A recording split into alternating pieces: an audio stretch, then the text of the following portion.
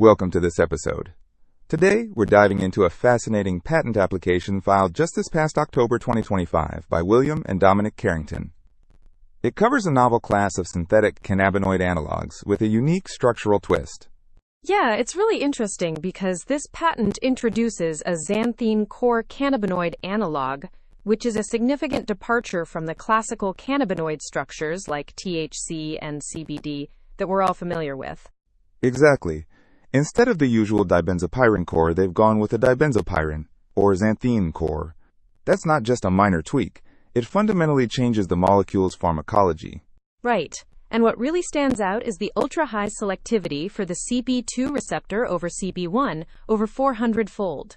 That's huge, because it means these compounds can deliver potent therapeutic effects without the psychoactive side effects that have historically limited cannabinoid drug development. Yeah, the psychoactivity issue has been a major barrier, so this selectivity profile is a game changer. It opens up clinical development possibilities across neurology, psychiatry, pain management, and addiction medicine without the regulatory and safety concerns tied to CB1 activation. Let's unpack that structural novelty a bit more. The classical cannabinoids have that dibenzopyrin core, which is the same framework in THC and CBD. But here, the xanthine core increases molecular planarity and polar surface area. And that has two key pharmacological consequences. First, it reduces lipophilicity, which means less brain penetration. So the compound avoids activating CB1 receptors in the central nervous system, eliminating psychoactivity. And second, it enhances selective binding to the CB2 receptor's hydrophilic vestibule. The molecule can form hydrogen bonds and engage in pi-stacking interactions with residues unique to CB2, like SR285 and PHE87. That's a clever design. They've engineered receptor selectivity through 4 structural modifications. Electron-withdrawing groups like fluorine, trifluoromethyl, and cyano at positions R6, R7, and R8 reduce lipophilicity and limit CB1 binding. Then at R1, they use phosphate or acetate prodrug groups, which further reduce brain penetration and psychoactivity.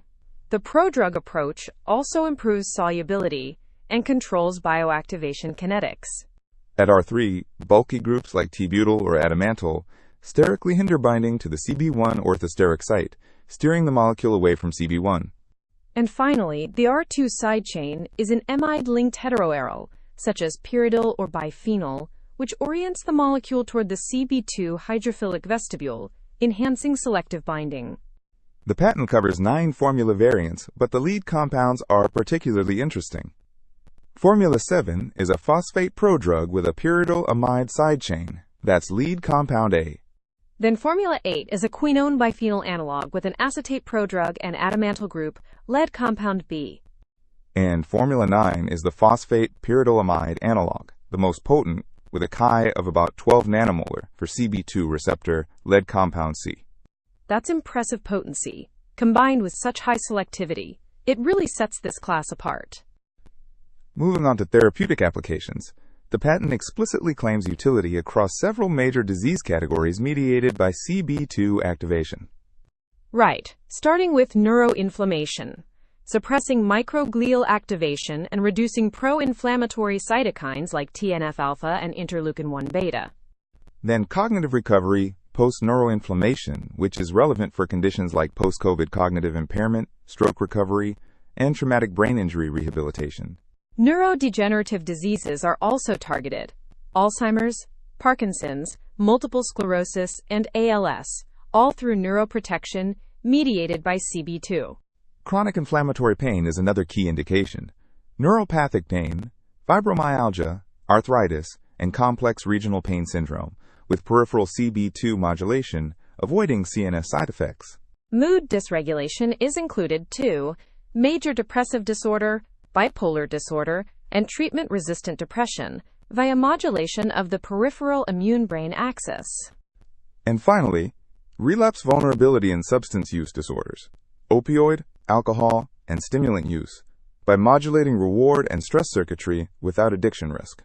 Beyond these, the patent suggests expanded pipeline opportunities in autoimmune diseases like rheumatoid arthritis and inflammatory bowel disease, oncology support, rare neurological diseases, and metabolic disorders. The absence of psychoactivity, is a strategic advantage here. With CB1 key values over 10 micromolar and selectivity over 400-fold, these compounds are non-scheduled and non-psychoactive. That means a simpler regulatory pathway, standard prescription drug approval rather than DEA scheduling, and broader prescriber acceptance. Plus, potential for over-the-counter use in lower doses, and safe application in pediatric and elderly populations where psychoactivity is contraindicated. Let's talk about drug delivery and formulation. The patent supports multiple administration routes, which is quite comprehensive. Oral tablets are formulated with about 38% bioavailability in rats and a plasma half-life of roughly 3.5 hours. That's patient-friendly. Intravenous phosphate salt solutions provide a 100% bioavailability reference standard with fast onset. Transdermal patches or gels using the phosphate prodrug allow continuous delivery and bypass first-pass metabolism. Subcutaneous depot injections are implied for controlled release, potentially weekly or monthly dosing. Intranasal sprays, sublingual fast-dissolved tablets or films, inhalation nebulizers, and even intrathecal injections for direct spinal delivery are all claimed. The prodrug strategy at R1 is a major formulation innovation. Phosphate and acetate groups improve aqueous solubility for both parenteral and oral use. They also allow controlled bioactivation kinetics, tuning onset and duration, and reduce gastrointestinal irritation compared to direct phenolic administration. There are also pegylated variants for extended half-life in other prodrug forms, like O-beta-glucoside and O-L-valinate, for targeted tissue delivery. The oral tablet example for Formula 9 includes 10 milligrams of active ingredient with excipients like microcrystalline cellulose, mannitol, hydroxypropyl cellulose, and magnesium stearate, totaling 172 milligrams per tablet. Manufacturing-wise, the patent details chemical synthesis routes for lead compounds. Formula 8 requires 7 steps with an overall yield around 10 to 17%.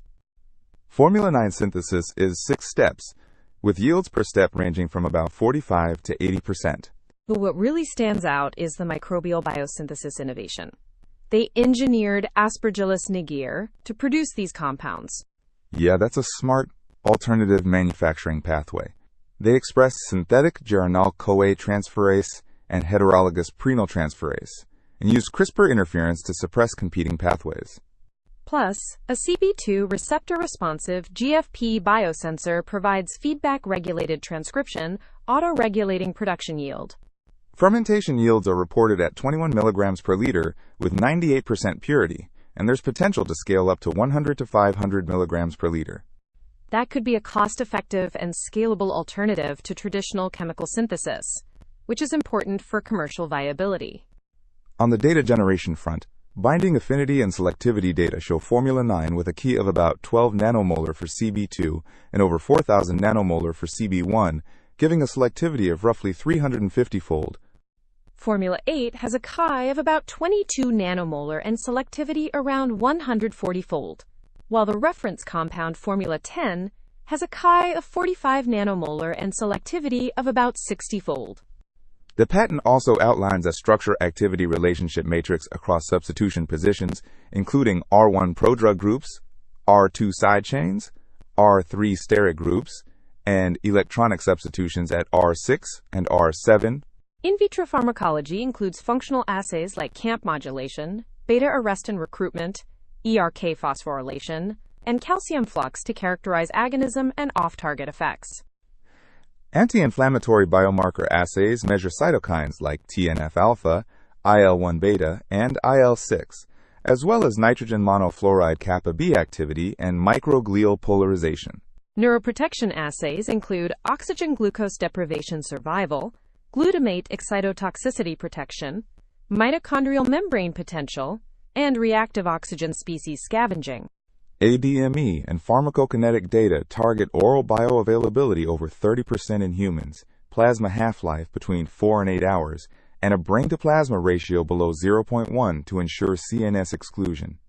They also plan CYP inhibition panels, protein binding studies, metabolic clearance, and permeability assessments.